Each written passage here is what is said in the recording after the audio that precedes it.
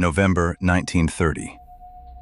Canadian wilderness, one of the most remote places on Earth. A fur trapper named Joe Labelle is making his way through the frozen tundra toward a small Inuit village near Lake Anjikuni. He had visited this village many times before. These were friendly people. They always welcomed him. But today, something is wrong. No smoke from the fires, no sound of children, no barking dogs, no movement at all.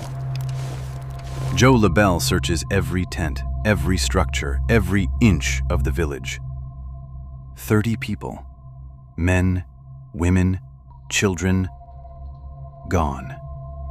Every single one of them, vanished without a single trace. And what Joe Labelle found next would haunt him for the rest of his life. The fires were still warm. Meals were still cooking over them. Half-eaten food sat on plates inside the tents. Unfinished clothing sat with needles still threaded through them, as if the seamstress had simply stood up and walked away mid-stitch. Rifles were left behind. In the Arctic winter, an Inuit without a rifle is a dead man. Nobody leaves their rifle. And then Joe found the dogs. 7 sled dogs, still tied to their posts. Dead. Starved to death. Think about that. The dogs starved. But there was food in the village. The owners disappeared before they could feed them. And then Joe found something that made his blood run cold. The village graveyard. The graves had been dug up. Not dug up by animals. The stones that circled the graves were carefully placed to one side. This was done by something. With hands. Joe Labelle immediately reported everything to the Royal Canadian Mounted Police. The RCMP launched an immediate investigation. Their findings only deepened the mystery. No tracks leading out of the village. In fresh snow, 30 people cannot simply walk away without leaving footprints. But there were none. No blood, no signs of struggle, no indication of disease, no evidence of a natural disaster. 30 people, including children, simply ceased to exist on a cold November night in 1930. And nobody has ever explained it. Now, before I tell you the theories, I need to tell you something that makes this story even more disturbing. This is not the only time this happened.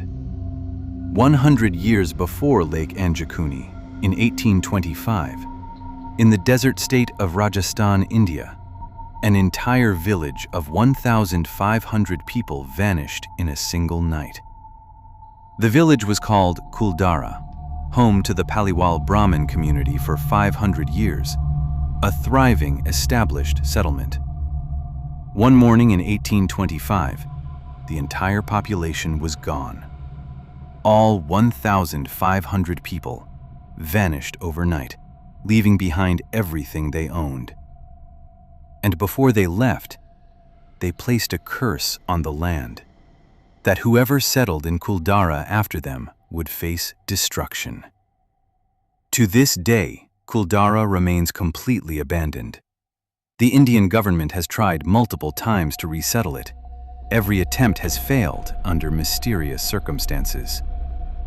So what happened to both villages in 2 different countries, 100 years apart?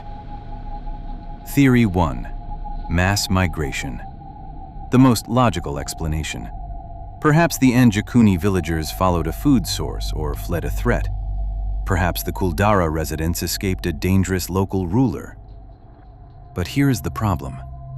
30 people cannot walk through fresh Arctic snow without leaving tracks. And 1,500 people cannot move across open Rajasthan desert without being seen by anyone. Theory 2. Disease or poison. A sudden illness could have killed everyone. But where are the bodies? 30 people don't disappear. They die. And bodies leave evidence. Theory 3. Something we cannot explain. Witnesses near Lake Anjikuni in 1930 reported seeing strange lights hovering above the lake on the night the village disappeared. Multiple independent witnesses, different locations, same lights, same night.